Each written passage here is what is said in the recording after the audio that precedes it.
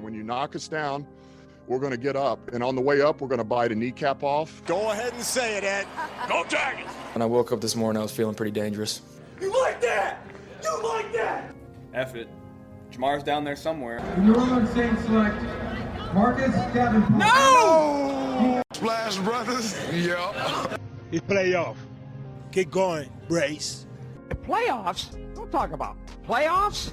If it doesn't fit, you must acquit. What is up, guys? Dirty Boot Sports, and we are back with episode 103. Don't know how to have a little game with those like we did the others, because we could start over, but then, like you said earlier, we were talking about this before the pod. Once we got to the number 50 or so, we would just be saying the same players over and over. Yeah, yeah. Maybe we can add them up or something. Or I will say teammates. Three is more than the number of people we have on this pod. It is. It is. It's just me and Kyle here tonight. Yep. Chance had a tooth pulled. Bill had a late night at work. I believe Peyton is sick or something like that. Josh has been unheard from, I believe, today. Josh is missing, maybe. Yeah. Rayleigh, who knows? So we're here, but It's Super Bowl. Just happened last night. Had to talk about it before it got off our mind too much. I think everybody's just got a football season hangover. Yeah, honestly, the pod has gone so hard, throughout football season. I mean, yeah, you could definitely see that little hangover, or the effects that those first couple months had on us, like right after Christmas. Yeah. Once we missed like one Sunday, it was like we got really inconsistent. Yeah. Started taking a breather. Yeah, but the first about 12 weeks of college football and NFL, we went at it. It was a great time. Sad to see it gone. Yeah. I am. It's always kind of a sad time. Back in the day, we could always look forward to the Pro Bowl because that was an actual football game. But they've diminished that, so now it's just like, well, NFL Combine. Yeah, that's the next event. And that's awesome, so I'm all in for that. But even still, which you have the USFL that's going to be around. I might watch one game of that. I don't know. I would like to get into it, but I know deep down, nothing will be what the NFL is. Yeah. And I mean, now is the time of year where, I'll start to get ready for my casual NBA stuff. Okay, now I can start paying attention to who's in the playoffs and, a little bit of college basketball here and there. Yeah. NBA All-Star break is this weekend, actually. So Saturday night will be the dunk competition, 3-point competition, stuff like that. Your boy, Mac McClung, got an invite. He did. Not even in the freaking NBA, and he's out there dunking. Really weird. They did make I think they're trying to invite, more just to get a little hype behind the G League. So yeah, or just get hype in the dunk contest because the stars don't really want to do it anymore. I can't blame them. But. I never understood that rule. You had to have won the dunk contest previously to compete. Why not just get the best dunkers in the league to compete? A lot of them just want that week off or that weekend off. Yeah, and I can't blame them. But LeBron, we should have got LeBron at a dunk contest in our lifetime. Yeah, he's never been in one. No, he can do it now, and I'll be happy. Yeah, he'd be awesome. And then Friday night will be the Rising Stars game, which has Kenneth Lofton. Yeah. I'll definitely tune in to watch him.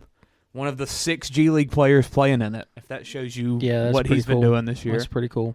And then Sundays is the actual All-Star game, which the past 2 years since they've changed the rules has been very, very entertaining. It really is. No Steph, no Warriors, so I'll be a little less interested, but it's still going to be fun. How long has that been since you had no stuff in the 2021, he probably wasn't in it because he was hurt. Yeah.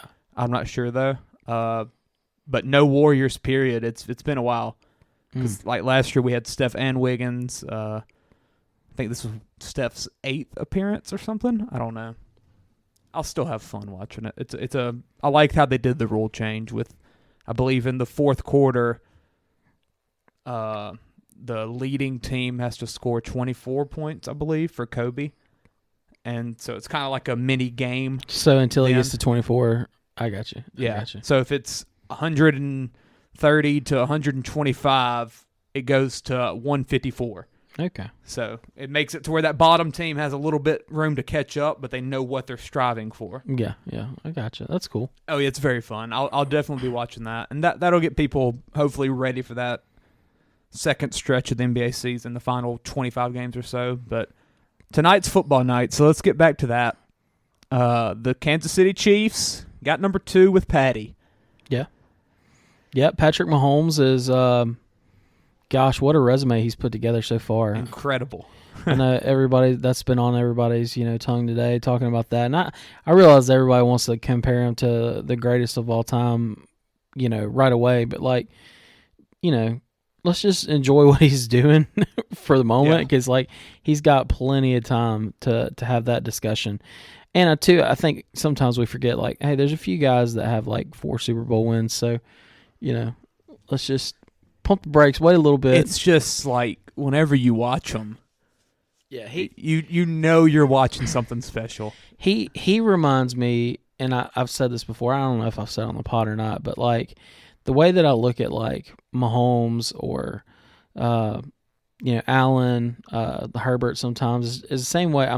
Because none of them play for my team, so I just kind of look at them like I did Steve Young and Dan Marino and Brett Favre, like I did when I was a kid. I didn't pull for him, I didn't root for him, but I just sat back and just watched kind of in amazement.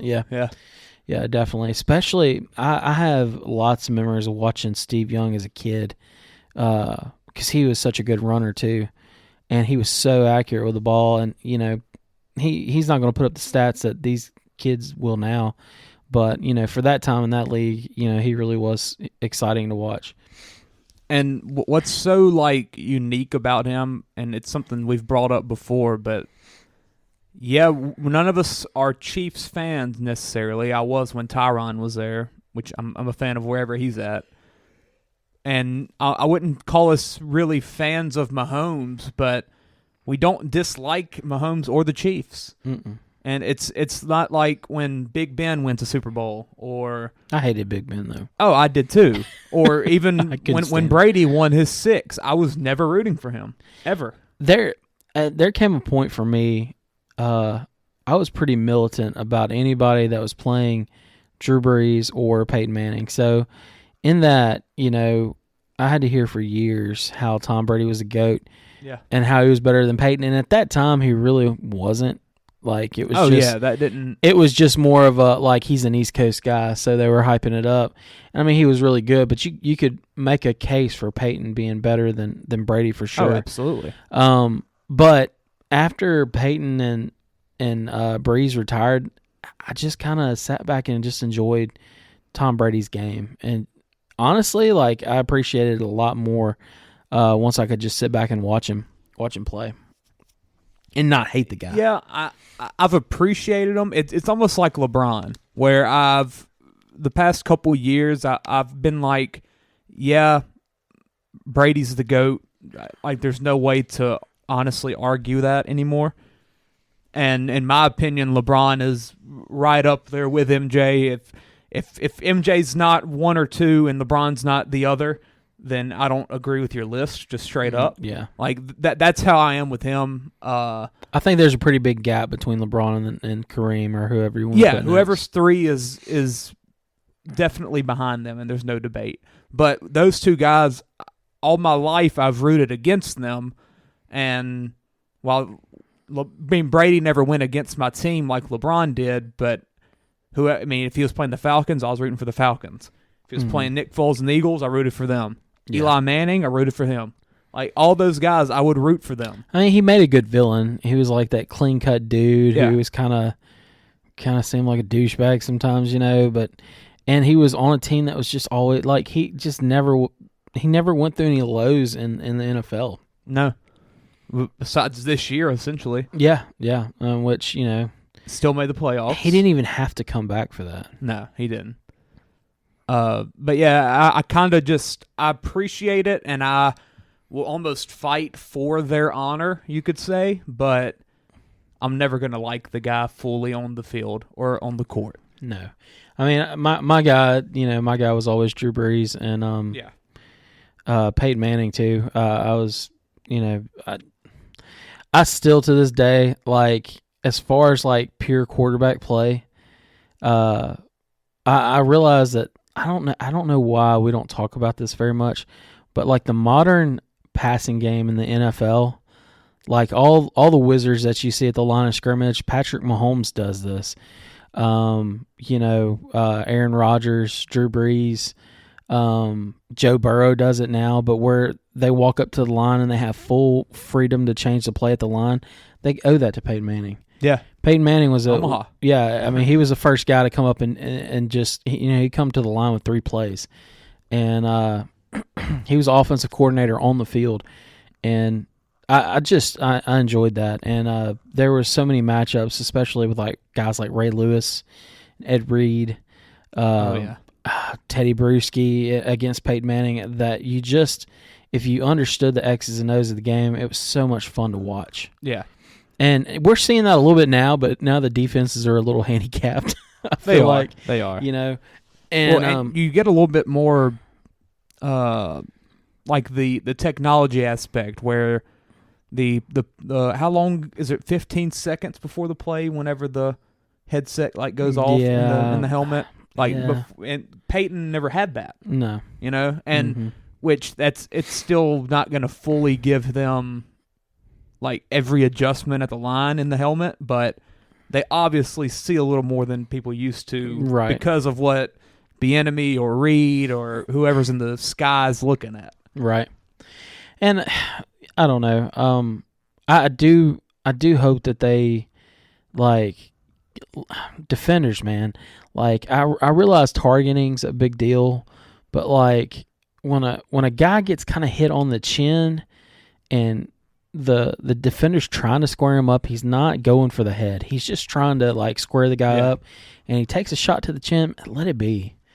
Let it ride. Like, I get it if you're torpedoing in and using your head as a weapon and like trying to take a shot at a guy's head. But like, they just have, to me, defense, especially defensive back in the league, has got to be, it's got to be approaching, like, hitting a 100-mile-an-hour fastball is like the hardest thing to do in sports. Yeah. Because, I mean, you have to... DBs and corners especially are so underappreciated. Dude, you have to be a freak athlete, first of all, because you're chasing around a deer who's got a head start on you, basically, because they know where they're going. You don't know where they're going. And then, like, you can't touch them, really. No. And then... Can't slightly grab their jersey. And then if they're going across the middle, you can't just knock the crap out of them like you could back in the day. There was a time where, like, slot receivers had to be like tough, and they had no shelf life. Yeah, and that's because they knew anytime they ran that slant across the middle, they might get popped. That's right. Have you ever seen the video of Ocho Cinco trying to throw a block on Ray Lewis? Oh yeah. He like concussed himself. They're like, "What's wrong with you, man?" He's like, "I tried to block Ray, man." Like, why would you do that? It's like, I don't know. But thinking about last night, speaking of like the DBs, there were no passing interferences or defensive holdings called last night until the one play that changed the game. And, shout out to what is his name for the Eagles, number 24? James Bradbury. Shout out to him for owning it. Yeah. And, like, as a father of sons, like, I want my kids to see that and to be able to own their mistakes. So, shout out to him. That was a cool moment. But... something interesting that he said was like, yes, I did it. I thought they were going to let me get away with it. Yeah. So that makes me think, Mahomes threw the ball 27 times that night. One of the other 26 passes he had, he absolutely was doing a little hold or something happened like that probably was worse than that didn't get called. So he's like, all right, we're 30 seconds left in the game. They're not going to call this on me now. And two, it's like for any of you guys that played baseball, if you've ever played, I don't care if it was Little League, first thing you do is you figure out where the umpire strike zone is. Yes. Because everybody's is now. And that's why I hate that crap. I hate it. Yeah. I hate it. So you figure out what you're getting away with, and then you basically play by those rules. Yeah. And it's like that for every athlete in every game and every sport that's officiated by a person. And like I mentioned in the chat, and I was just trying to think of a good way to say it, but like that game was so good, and for an official to leave his mark on the game was like a dog coming in and pissing on like one of Michelangelo's statues. Yeah, like literally, I was so pumped just watching this game. Hurts just led a big drive down the field. He scored the touchdown. He got the 2-point conversion. It's 35-35, and you're like, we're about to have one of these great quarterbacks go for a legendary drive. It left for the chance of it, at least. It left you with the feeling last year in the playoffs when the Chiefs and the Bills played. Yes. Had that same feeling. It was like, then he doesn't have a chance anymore. It happened, and then you're just like, I don't even care anymore. Yeah. Like, I'm at the highest of highs right now watching this last football game of the year. I'm emotionally invested into it, and then at the at the throw of a flag, my interest in the game just kind of died. I'm like, it's over. Yeah. And that's how it ended. Yeah, it didn't end with a pass breakup. It didn't end with a field goal kick. I guess it could have, technically, but it didn't. It just didn't feel right. It didn't. No, it didn't, and it wasn't right. I mean, the Eagles deserved a chance to respond. Now, with that being said, we talked about for the pod that the Eagles did a lot of things wrong. They did. Special teams, I really don't feel like is being talked about enough. I mean, Kadarius Toney had a 65-yard punt return, longest in NFL or in Super Bowl history. Yeah, that's big time. That play literally, see this play right there that just happened, that they did not call the freaking 2-minute warning on. No one has even talked about this online. Yeah, we're watching the playing the game as we're going through the pod. 2 minutes. Yep. They didn't blow the whistle. First down. Yeah. Or 2nd and 5. I don't know. Or 3rd and 1, whatever they set up. But that little thing right there, no one even talked about. But Toney goes 65 yards on a punt return. Essentially, he didn't score it, but he practically did because he brought it inside the 15, 20, 10. I don't know where it was. And Patrick Mahomes, he's going to score that. Andy Reid, Eric Bieniemy, all of them. There's no way they were not getting in the end zone. Yeah. Especially with how they were working in that second half last night. But that play, along with they had a punt return earlier in the game, I believe, that went a decent bit, but that just really doesn't feel like it's being talked about enough. And we meant like a lot of this stuff I'm bringing up, we talked about for the pod, but to Sean Payton's credit on the herd, he brought up that, you know, the Eagles special teams could be a problem. But look, I just feel like, man, you got 2 weeks to prep for this thing. Like, yeah, that should be like, if you're a special teams coach, like it should be enough time to like sew that up. Like you want so badly for your Super Bowl to be the cleanest game you play all year. Yeah. And you really, in the NFL, you really don't ever hear anything about special teams. Yeah, and it's a aspect of the game that's huge. Now, kickoff, I don't think there was a kickoff returned until the last one of the game where the Chiefs kicked it short.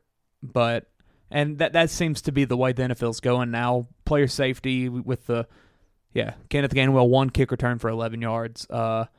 But with the way that the NFL's going, with like the way that they've changed the setup and everything, like the blocking, it's not as crazy as it used to be. So it's almost just easier to just raise your hand in the air or let the ball go by. I don't know. That Toney play really changed the game, but yeah, that was big time. And you know, Eagles dominated as far as time of possession. My God, they did. Yeah, you know. But if you told me before the game that this Eagles defense was not going to have a sack, I'd have been like, what? Insane. And that Reddick was not going to be a factor? Mahomes hopefully gave that trophy to one of the O-linemen last night. I don't know who. Maybe the center, somebody. Well, they deserved it. The O-line, they all need like Rolexes or something. Yeah, he better give them something, a trip to Disney World with them or something. Like. And another thing that we talked about earlier is like how did the grass affect the rush last night? Yeah, the self-proclaimed sod father that everyone was talking about. Where he's going to go out of business soon. Yeah. I saw people saying it's more like the Sodfather Part 3 because 1 and 2 were so good. But yeah, the grass had been grown for what, over a year? They said. Yeah, and or no, over 2 years. Manicured. They like bring the grass in on like a railroad track, like onto the field. It's crazy. Yeah. Oh, we watched that video like 2 or 3 pods ago. I didn't know that Arizona did that. They do that with their normal grass. Yeah, well, it's because they live in a freaking environment that's not. They live in a desert. Yeah. You know?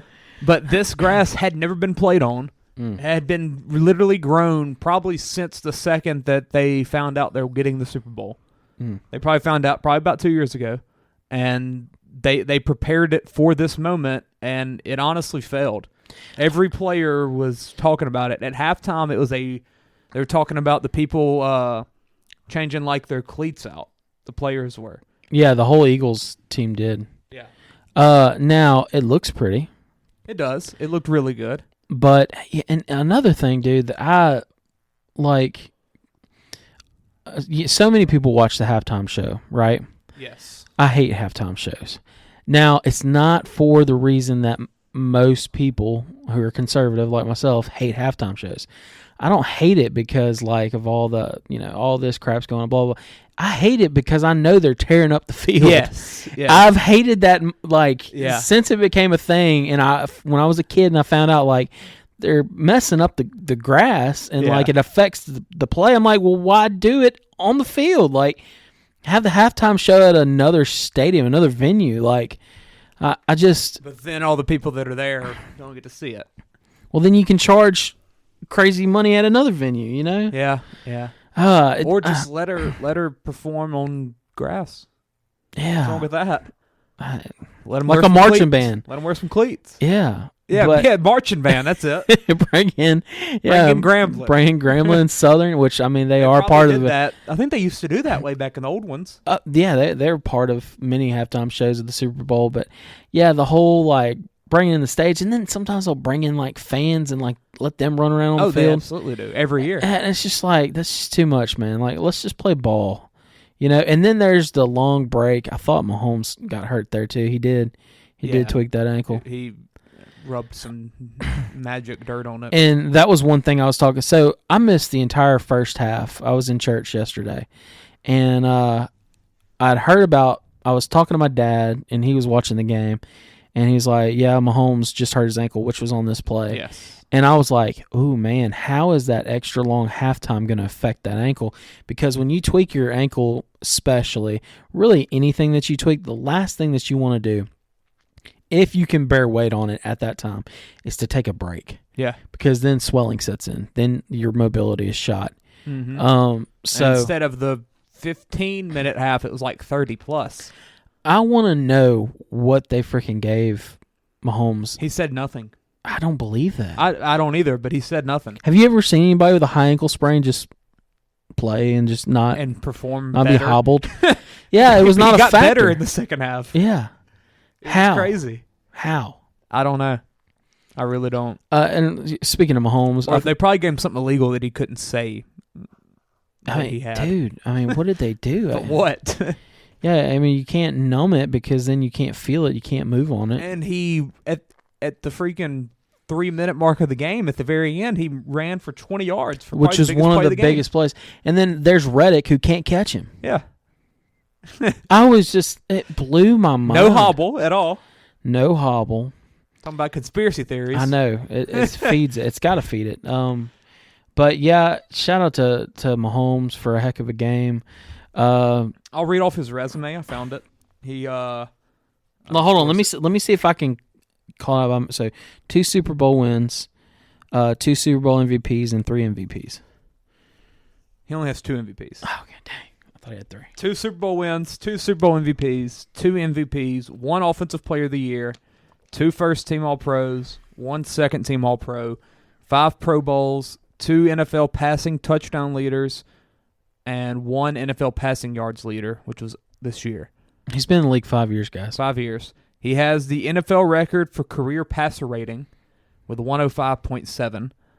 The NFL record for career playoff passer rating with 106.1, not Tom Brady. Total yards by quarterback in a season. He broke that this year, apparently. I didn't even know about that. No one even talked about it because it's just casual with him. And passing touchdowns in a single postseason. And last year he did that with 11. Yeah, that's insane. And he's, 27, 28? Mm-hmm. 5 years as a starting quarterback. Lost Tyreek Hill. And just went on a Super Bowl run. I think 7 touchdowns throw-in, 0 picks this postseason. He's just one of a kind, really is. He's a gamer, and he's kind of like Joe Burrow. They're just baby-faced assassins, man. Yeah. Like, they come off as these super nice guys. Kind of like, I guess that's probably how Breeze and Brady and Manning were viewed when they were young. Super nice, like. But once the whistle blows, they're killers. Yeah, and he will kill you, especially late in the game. In the AFC Championship game when they got that big kickoff, there at the end, thanks to a couple blocks in the back. But you knew at that point, like, Mahomes, he's got this. There's so many times where you're watching the game or especially at the end of like a half or the end of a game or whatever, like you have no doubt in your mind that Mahomes is gonna do it. Yeah, he's I don't even have that feeling with Brady.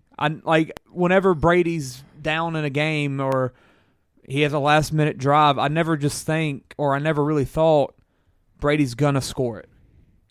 There was a season where he had Randy Moss when now granted they might not have ever been down in that season, but yeah. Like they were pretty automatic. And they lost though to Eli.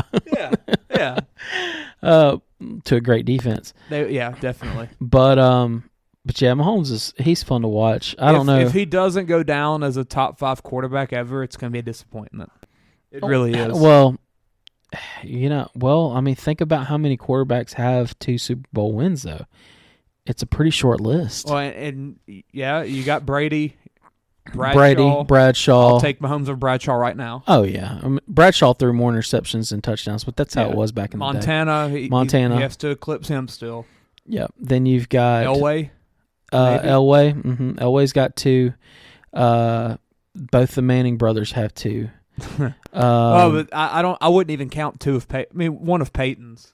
The second one. Well, he won it, but it was like 43-8, and he barely played. Yeah. Rock Osweiler was the QB1 that year. Yeah, but he has it. Several of Tom's though were on that defense. Like, yeah. So Big Ben has got 2. Yeah.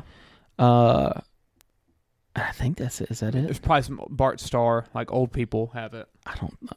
Bart Starr won the first 3, I believe. Okay. Or the Packers did. I don't know if he was the quarterback for all 3. Yeah, I don't know. It's a short list. I can't think of anyone else. Story time real quick.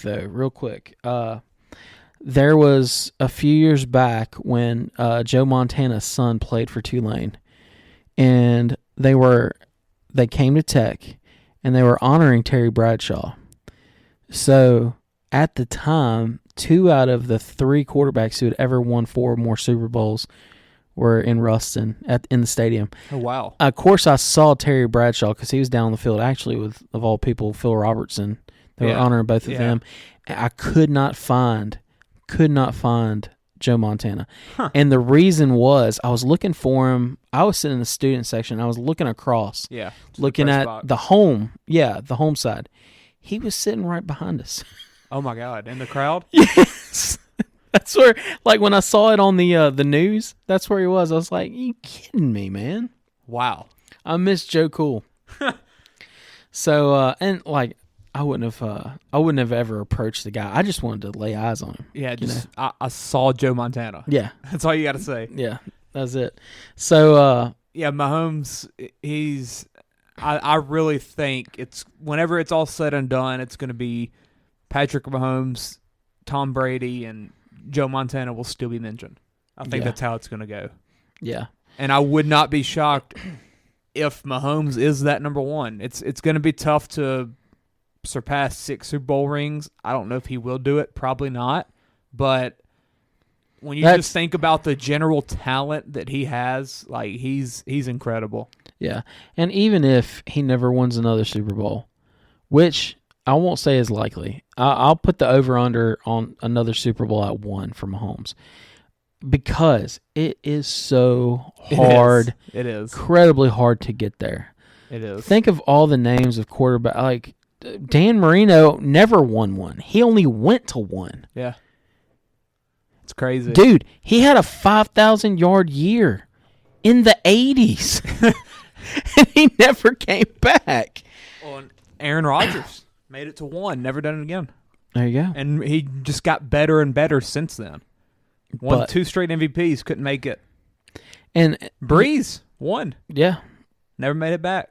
Well, he played, yeah, just a 1. Now, he should have been back, but yeah. Zebras and whatnot. Phillip Rivers. Dude, how did we lose to Rex Grossman? See, I wasn't I wasn't old enough to watch that. Dude, I remember that Super Bowl. Don't remember that conference championship. Yeah, that was so painful. It was a dirty, muddy, nasty game in Chicago. That's how we lost. Yeah. Rex Grossman played in the Super Bowl. Heck yeah. Crazy. But yeah, it's really hard to do. And while we're talking about quarterback play, we can't praise Jalen Hurts enough. My man. I love him. What a game. I mean, what a season. But then he capped it off with probably his best game ever as a pro. Oh, Nick Sirianni said that's the best I've ever seen him play. 3 rushing touchdowns. Yeah, which those are probably, you could count those up to Jason Kelsey. But well, it helps having the best center in the league. Yeah, and that O-line, that play's literally unstoppable. It's insane. 304 passing yards, 27 for 38. If I told you before the Super Bowl, Jalen Hurts throws 120 more passing yards than Patrick Mahomes, you either think, A, the Eagles lost by 30 because of like pick sixes and Hurts just had garbage time, or the Chiefs like lost by 20. Like there's no way that you would think that Hurts and Mahomes throws for 182 and wins the Super Bowl. He only threw the ball 27 times. 182. And they put up 38 points. It's crazy, dude. This whole box score is just whack. It's insane. Yeah, it's crazy. But that's where different facets of the game come into play, like special defensive teams. touchdown. That's right. 65-yard punt return that set up a Mahomes touchdown, yes, but he only had to go 10 yards. I could have made the pass that he made. Yeah. And it was wide open. Yeah. But that touchdown, that was one blemish on his night, that he just kind of dropped the ball. Yes. And I know that'll probably haunt him, but it will. But he played a heck of a game. It certainly wasn't on him that they lost. No, he answered every doubt, because coming into the game, and especially given the Giants win and the Niners win, he was never tested. Yeah. And everyone was like, can he throw like that? Especially given the shoulder injury. Can he make the throws when he has to? And I don't think there was a time where he didn't make the throws. Like, he made everything that he had to do last night. Yeah, he's a gamer, and I'm gonna pull up something from way back. If you want to say anything else about him. Yeah, I mean, I've been on him all year. Did I ever think that he would take this kind of a jump and win it all? No. Or not win it all. Make it to the championship, almost win it all. No, I did not. Actually, I was looking back the other day at my my breakout candidates for the year. Obviously, at number 1, I had Trey Lance. And I think I said that he could be an MVP this year, Trey Lance. So that didn't work. But my number 2 was Jalen Hurts for the NFL breakout, and I listened back to the pod, and I said something along the lines of, I love Jalen Hurts. I don't think he's the kind of guy that wins you a Super Bowl, but I think he's a very I think he's a above average starting quarterback. Your best moment though with Jalen Hurts has got to be The Dirty Five. the Dirty second Five episode where you were right about him and we all laughed y'all about had it. Mac Jones. Yeah, we laughed about it too. We were like, "What? This guy?" I mean, but I do want to go back. So now I was wrong about this take too, but I wasn't completely wrong. So December 15th, 2019. Okay. They showed him there was a post showing Jalen Hurts as runner up for the Heisman. And I said, I know everyone thinks LSU is a lock versus Oklahoma. And they were. God. Okay. They were. But I have nightmares about this guy. And then I went on to say, I've been saying that Hurts is a killer since he was a freshman at Bama. There you go. I've been on Hurts for a while. I wanted the Saints to draft him just because I saw, like, honestly, it's weird because I'm not usually this type of guy. I'd much rather be concerned with like a guy's, ceiling or how much you think they can achieve in the NFL. But like, I just like the way he handled the Tua situation. Yeah. Dude, the way that he handled that to be pulled. One of the craziest things probably in college football history. Yeah, and it just makes you hate Nick Saban that much more.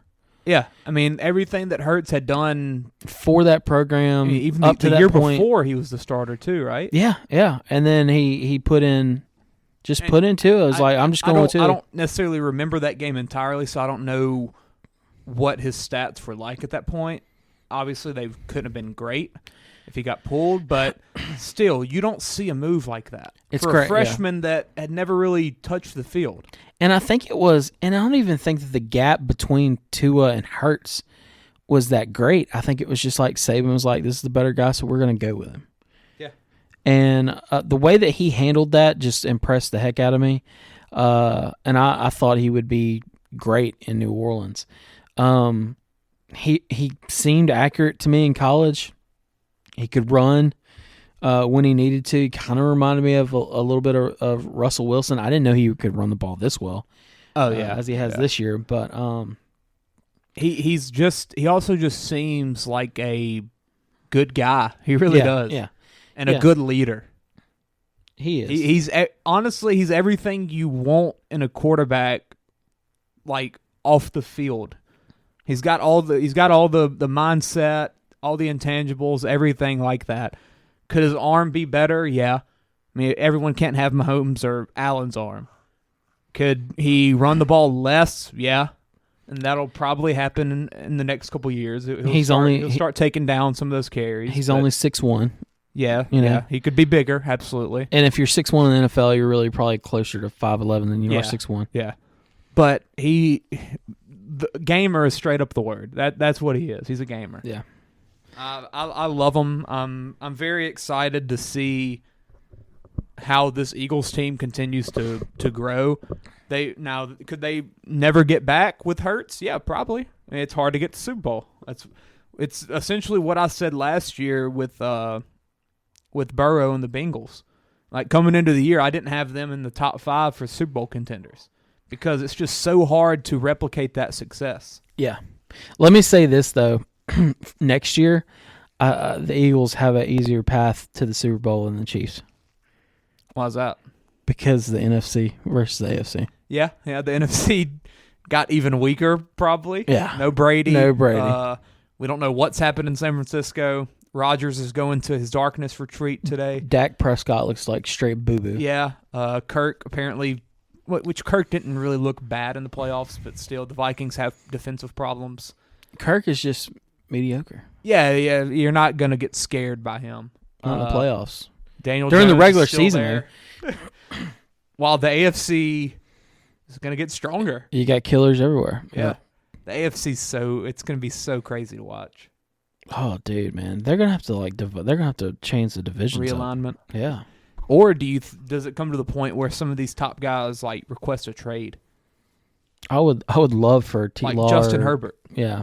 God, he needs to move. If he doesn't get which he should get some help. Who's their new OC over there? Kellen Moore. Yeah. Dude, I know y'all didn't like Kellen Moore, and I know Dallas fans don't like Kellen Moore. Oh, yeah. But Dak's best seasons. Yeah. His best seasons were under Kellen Moore. Somebody else's best seasons were under Kellen Moore as well. I can't remember. Cooper Rush. Yeah. Boise State. Yeah. Kellen Moore. That's a. I mean, the Cowboys' offense hasn't ever really been the problem the past couple of years. Like they've put up some crazy numbers, And now they got the defense. Yeah, and if the Chargers team can stay healthy, it's going to be scary. They should have never paid. What's his name?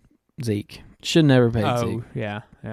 Now, what makes me kind of intrigued? Like we know the Chargers. They don't spend a ton of money. Yeah, they kind of got aggressive with like the J.C. Jackson signing, Khalil Mack trade. But Herbert's going to demand a lot more than that. Now, I think he's up for an extension now. Could you see a situation where he does like say, "Hey, just trade me to another team, let them pay me"? You wonder how that's going to work, like because historically, every quarterback in the league except for a handful have just taken the money. But yeah, the guy with the most success, I think the reason why he has that many rings, Tom Brady, was always, he always made it work for his team. Yeah. I think Burrow's talked about that already. Like he said that, he's going to keep it Jamar reasonable. Chase said something along the lines of like Burrow knows what he needs to do or something. And let me ask you this: like when you know you're $100 million man, and if you're a young quarterback in the NFL, you're $100 million man, right? Yeah, absolutely. I mean that's pretty easy to say. Well, I mean, if you get drafted in the first round, you're already like what, a $25 or $50 million man? Yeah. So let's just say theoretically that between your agent and taxes, Uncle Sam, you only see $50 million of that. How much more do you need to be? I've thought about this. Like, do you have to be a mogul? Do you have to be LeBron and be worth a few $1 billion? Well, it wouldn't hurt, but that's what I do. I do get into that situation where I'm like, would you rather have a few rings? Yeah, and still have $50 million? Because I kind of sit there sometimes. I'm like, all right, $100 million, it's a lot of money. What's the difference in $100 million and $75 million to me? Oh, well, yeah. It's obviously, yes, it's $25 million. I think more than that. I think it's more of a ego. Yeah. Yeah. Because it's always like the market's always set by the previous guy. Yeah. And you want to be the highest paid quarterback in NFL history. That's what you want, even if it's for a week. And you want that. Yeah, and as a leader, I think that's a thing where you don't need your ego to ruin it for you. Yeah. And my knock on Breeze, even though they restructured the contract to make it less painful, he could have taken less money. Yeah. Yeah, that is something that, and obviously we'll never be in the situation to know, but like, if I'm living my life with my family, what is that? If I have $75 million, am I really gonna be living one day and be like, I wish I had 25 more? Maybe. I don't know. I can't. I've never been in that situation. Yeah, it's really crazy to think. I've had $50 and be like, man, I wish I had 75. Yeah. That's different. That's a little different. I'm a thousandaire. All right. Anything else about this game? I mean, we've kind of broadened our talk a little bit with the greatness talks of these quarterbacks, but I think that's probably what needed to be said the most. That's how the league is. It's a quarterbacks league, and we're in a great situation right now, or at least on one side. The AFC. Yeah, for sure. Great Super Bowl. Yeah, pretty good halftime show. Yeah, we're watching right now. Did you see? I saw a stat today. So the game had 100. It averaged 113 million viewers. Okay. The halftime show averaged 118. Wow. So like 5 million more people just tuned in for Rihanna. That's when the wives come in the room. Yeah. Like, no, but that means people. That means husbands stayed, or people weren't watching it and just flipped the TV. Yeah. Or I guess people got home from church maybe and turned it on. That could be it too. I don't know though, like because a lot of churches don't even have service on Sunday. Yeah, night, on Super Bowl Sunday. Long time ago, we actually watched it at church. Wow. Yeah, I don't know. Was that a Brother Randy thing? No, it was before him. It was like the year after the Saints won it. Maybe it was right around that time where we went to the back and the preacher did like a little 15, 20-minute sermon before the game, and then everyone stayed and watched it on the TV with an antenna. Wow. Yeah, it was pretty cool, and honestly, it's not a bad idea. Another stat that'll blow your mind. That's not a football stat, but it's related to the Super Bowl. So what did they call it on the radio today? Something Super Bowl Monday, but 1 in 5 American workers missed some sort of work today, whether it be half a day or a full day. Oh, yeah. 20% of the workforce was not there for 8 hours. While I was probably the earliest I've been to work in weeks. I don't know why. I think it's because I did. The game ended at right at 10 maybe. At 10:30, I'm like, I'm tired. Yeah. It'd been a long day. We cooked wings and everything, so I think I was kind of just drained from all the festivities that come with the Super Bowl. The meat sweats. Yeah, so I'm like, I want to go to bed. So I was up a little early. Yeah. So how were the wings, by the way? Oh my God. As Bill said, we're setting ourselves up for failure because next time we cook, it's not going to be as good. Well, that's what recipes are for, man. You got to write this stuff down. Oh, they have no idea what they did. That's all Chance and Bill. Like I asked them after they cooked them, how long did you cook it for? He said, I don't know. So tell me, let's do some food talk real quick. We're a food podcast as well. So let's talk about what flavors did y'all go with? We cooked them so good that Bill and Chance went, I don't even want sauce. What? I'm telling you, they were amazing. You didn't They sauce were amazing. Them? Were they naked or were they breaded? Naked. I'm a naked wing. Yeah, I'm not a big breaded fan. I like them extra wet and naked. Like all we used on the wing was we seasoned them obviously before we fried them. It's Tony's and Lowry's seasoning salt. Literally all we put. That was it. Literally all. They came out and Dad was about to go to choir practice. He went and the wings were done. He picked up one and was eating it. He was like, I could eat this right here. They were so good. Now we did some with peanut buffalo oil sauce. I think they cooked it with 3 different kinds. Because we were like running out of oil. Yes. So y'all used a deep fryer then. Yeah. Okay. I gotcha. But they said it was 3 different kinds of oil. Yeah. So the various smoke points. That might be what it was. That's the key. It brought the different flavor out. Well, at the Horton house, we grilled steaks at lunch. So my dad doesn't have a lot of patience when it comes to cooking. Yeah. So on the grill, what does that mean? That means you can cook some mean steaks, but yeah, my dad one time, my mom and dad my dad never smoked meats before. He had a brisket on, which brisket is a very expensive cut of meat. Yeah. Takes a long time. And it wasn't done when he wanted it to be done. And my mom was like, well, you can just turn up the temp a little bit. I was like, no! That's not how that works. Don't do that. Do not turn up the temp. So, not a lot of patience, but the man can cook a steak. And that's the thing, you can cook without patience. Yes. And another thing, another cheat code that if you cook meats, period, you got to have a meat thermometer. You got to have one.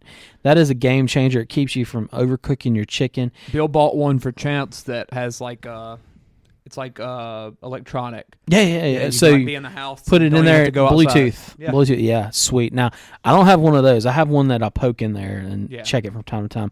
But yes, the Bluetooth are amazing.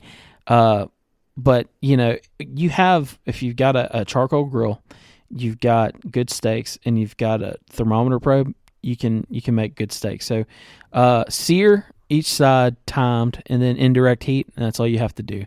But ours, I want a steak. Let's do a podcast where we make steaks. Let's do it.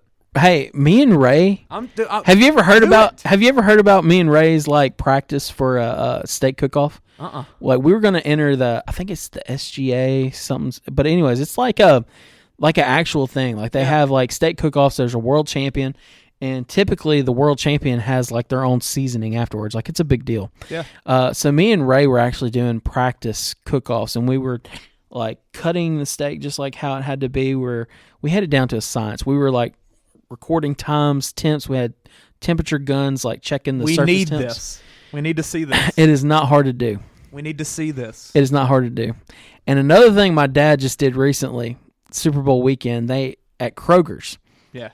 They had a massive sale on steak. Where the crap did he go to a Kroger? Bossier and Shreveport. Okay. He hit both of them up. My dad spent $400 on steak. Oh, there we go. But in reality, it was between $1,000 and $1,200. Oh my God! Because he got it on sale. He got a 20-pound rib roast. So what a rib roast is for those of you who don't know, it's what a ribeye is cut from. So like it's the whole 20 pounds of ribeyes bone in basically.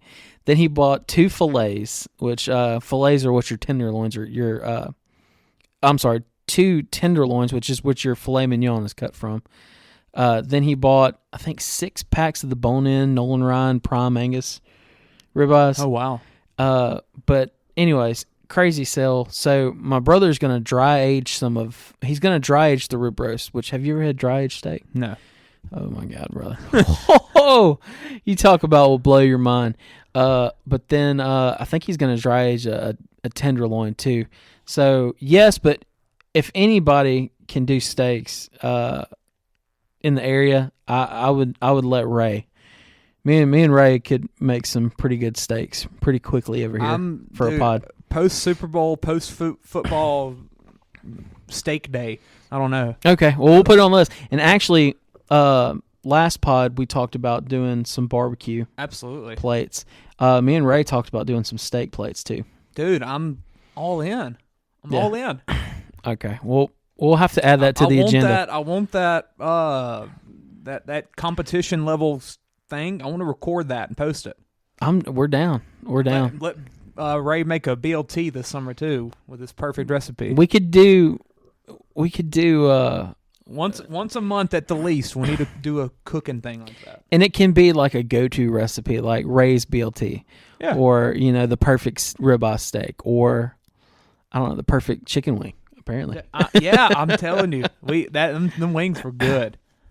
The wings were good. I'm definitely a buffalo sauce. I like them. Buffalo's my go-to. Extra wet, naked. If I do anything other than buffalo, I don't know if you've ever had Hooters Daytona wings.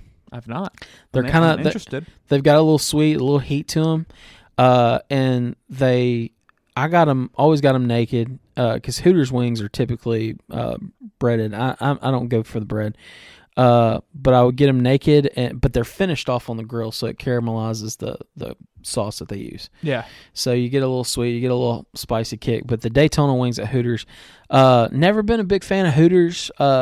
But we used to always go watch the fights when I was in college because I was in college. I didn't have any money. So I didn't want to pay for pay-per-view, but we could go to Hooters and they wouldn't kick you out. So we would sit up there and I would order a dozen wings and then fried pickles and watch the game. Me and the boys. I miss Hooters over in Monroe. I miss Hooters in the UFC being like a thing. B-Dubs is now. Yeah. It just doesn't have the same B-Dubs feel. wings aren't as good though. Yeah. Well, I don't know. I think like maybe the service B-Dubs isn't very good. Well, it's not as fun of service. Definitely that. But I mean, honestly though, West Monroe Hooters wasn't a whole lot. Probably not. It wasn't probably like not. you're going to Panama City Beach, Hey, I've been to that exact one. I went for my 8th birthday. Sweet. 8th birthday, yeah. I have pictures with the girls. My first Hooters experience, I'm going to shout out Susie Nomi. She took me, Dusty, Daniel, Otwell, and Cody Morton, my cousin. Yeah. After a all-star baseball game. She said, if y'all win, I will take y'all to Hooters. I was 13 years old. Oh, my God. We went off. And she had a a what do you call it? The little photos they have to you shake to develop. Polaroid of us, yeah, with the Hooters girls at 13. But yeah, I've still got mine. Oh, dude, so much fun, man. But wings though, Buffalo's the go-to. Have you ever had Pizza Hut's wings? Yes. Have you had their medium buffalo sauce? Yes. The best sauce on earth. You like that sauce? Love it. I like it too. So good. Now their hot buffalo, not as good. They're mild, can barely taste it. The medium though, it's perfect. You gotta.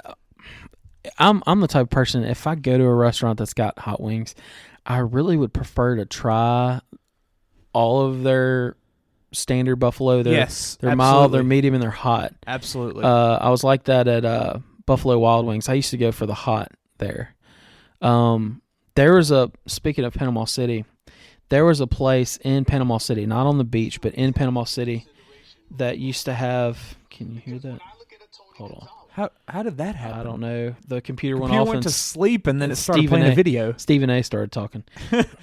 But there was a place in Panama City that used to do, dude, I want to say 25-cent wings. Now, granted, this was in the early 2000s. Yeah. So Pizza Hut used to do 50-cent wings on like Wednesday. Oh, man, so good.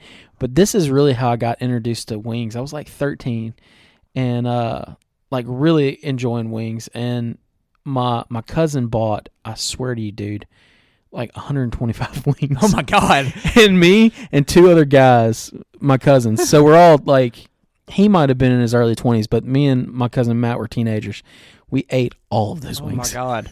Dude, we ate them all. They were so good. Now, if I ate nothing else, and if I'm there for a while, I could probably do that. Do you remember Fox's wings? I do not. Fox's Pizza had great. Dude, I don't know how Fox's pizzas fail everywhere they go.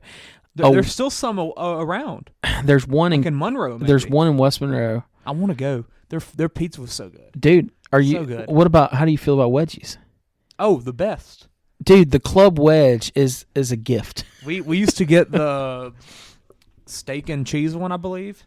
Okay. So and the big pizza. The big daddy. Yeah. That was so good, man. Their pizza is good, and it was. I don't know. I loved it. But they used to have one in the old Walmart parking lot. In this Jonesboro? This is like when you were born. In Jonesboro? In Jonesboro. Really? And when I would stay at my buddy Daniel's house, we would walk from his house. He lived over there, like close to the Teats where they live. Yeah. We would walk to the old Walmart parking lot and go to Fox's and get some wings. I did not know that. Yeah, dude. I did not know that. I remember the one in Winfield. Good. We used to go to quite a bit. Yeah. And that one was around for a while.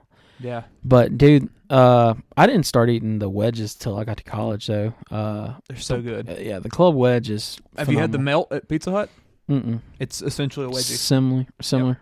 I need to try it. It's good. But yeah, we definitely need to do some more food podcasts. I'm totally in on it. Yeah, me and Ray have got some science-based steak recipes that we need to bring out. We definitely treat steaks like a science project. Yeah. So, and we've got journals. I don't know where they're at, but like they've got cook times, thickness, there we go. surface temperature, seasoning used, like the whole bit. I'm telling you, make like a 5-minute video out of that, post it on the socials. It'd be awesome. Yeah, and then we could sell steak plates after that. Yes. Dirty Boot fundraisers. It's got to be perfect looking. Make people want it. Oh yeah. I'm telling you, man. I feel confident though. Like if Ray made some steaks, like the public would go for it. Because really, like to me, if I make a steak, okay, put it this way. Have a Thai hibachi night. Let them get on that hibachi. Dude, I just had visions of shirtless Thai in his yard. Chris Farley in the great Beverly Hills Ninja. Oh, okay. Have you ever seen that where he does hibachi? Yeah. Chris Farley does hibachi. Yeah. Shout out Ty. Yeah, but honestly though, shout out to Ty. Ty's pretty good on the grill himself. Oh yeah, we did that. He made some chicken or something during the draft, and it was wonderful. Yeah, I was shocked because I never knew him to cook curry. Yeah. Curry's so good. I need to bring some more curry. Mom does curry. When I went on that cruise, the place, like the main dining hall we ate at, they served curry with lamb like 3 different nights. Nick, Chase's 7-year-old son had it every night. Had never had curry in his life before. Loved it. Dude, it's so flavorful. It was so good. Yeah, it's so good. I've never had it with lamb though, but that is pretty good. Oh, I'd never had lamb. It was so good. Is Appetizer still open in Ruston on Tech Drive over there by Domino's? I've never been there. You need to go and get a Euro one day. Do yourself a favor. Go in there, get a Euro, standard Euro, and then get the bowl of potatoes. Okay. Trust me. You'll be like, oh my God. I've never been there. Yeah, so Appetizer is owned by an Iranian guy who teaches mechanical engineering, I think, at Grambling. He also owned one in the mall. His kids, I used to know his daughter and his son, they went to Ruston. But he'll work as a professor, and then he'll come and he'll be in there cooking. And so Euros where they have like the shaved meat, and it's like part beef, part lamb, and they have it on a rotisserie, and they shave it, and then that's the Euro meat, and then they'll put like a tahini sauce on it, which is like a cucumber style sauce, and then like just some salad type stuff on it. But Euros are great. The fact that we can get them in Ruston, and there's like hardly any like ethnic food in Ruston. Yeah, it makes that was always one of my favorite places to stop. But anyways, we could go on and on about food. Yeah. This is going to be the Super Bowl /food pod. That's absolutely what I'm naming it. Where's Ray at when we need him? Yeah, we're going to have steak night one time. It's going to happen. We need a steak night. I need to do y'all actual barbecue one night, not just bring the leftovers. Yeah, I love. And Chance could probably do some too. Chance does some. He does some really good ribs. Oh, nice. And does he? He's a smoker, or what's he working with? I believe he does a smoker, but he does them dry. Okay. I like a wet rib, but my mom let me know the other night that she wants a dry rib. So I like wet ribs if they're. I want it kind of sticky.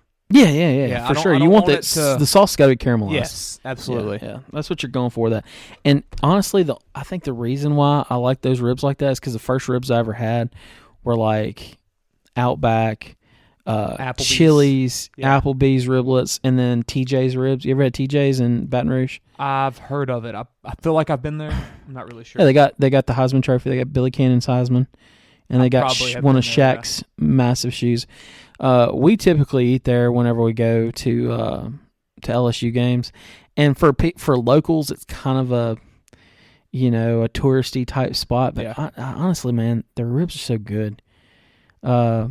We just go for the ribs, but anyways, they have both, but I've always liked their sticky ribs.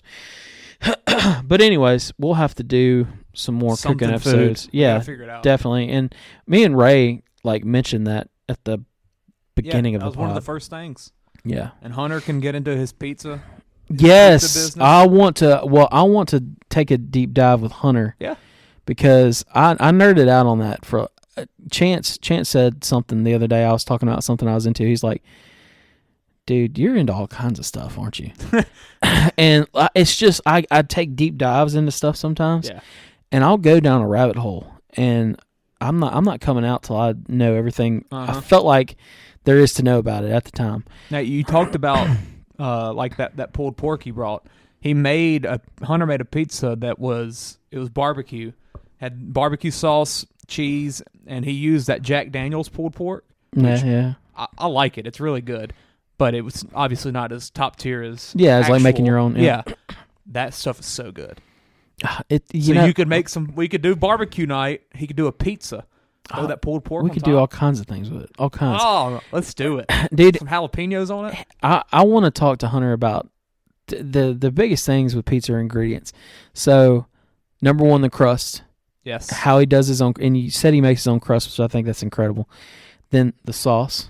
Yeah.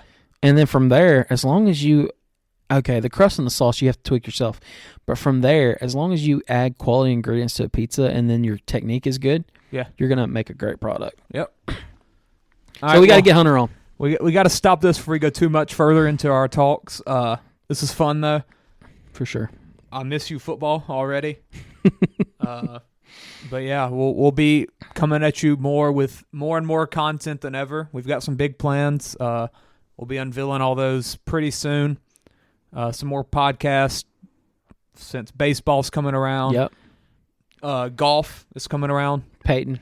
Yeah, Peyton has way too much golf knowledge. Someone has to listen to it. Yeah. Like it's ridiculous the amount of golf knowledge he has. He's better than anybody I've ever heard on a radio show anyway. Like I don't understand it. Now I told my dad, I was like, we're gonna do these baseball pods, we're gonna do golf. He said, How do you preview golf? Or how do you talk about golf? Like, this guy hit it good. Like, what do you I'm like, I don't know, but Peyton can do it, and Peyton does it interesting way. I don't know how. He didn't miss a golf question the other night on the trivia. I didn't get to read it fully. Yeah. We should get all those golf cards out, or all golf questions. And it was some Canadian dude. Oh, yeah. Like 2003. Who plays golf in Canada? It's too cold. Yeah, we got some big plans coming out. Can't wait to do it. It's gonna be fun, and hopefully some video. Yeah, definitely. Somehow, some way. Yeah, we're gonna have to get another camera. Yeah, we're gonna figure it out. All right, guys. Well, you want to do an ad read while we're here?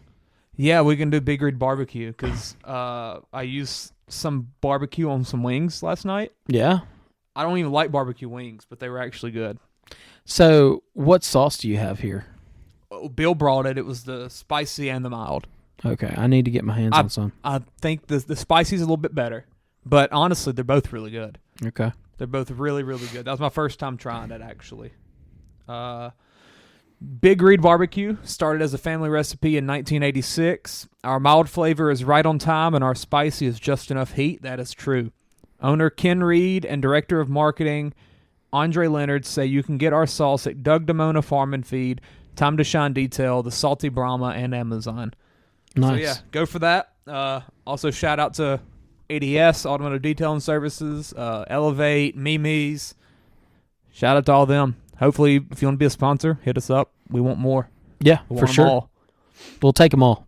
Absolutely. All right. Who dat? Go Tigers. Go football. Chop on. This ain't how it's supposed to be. It should be just you and me.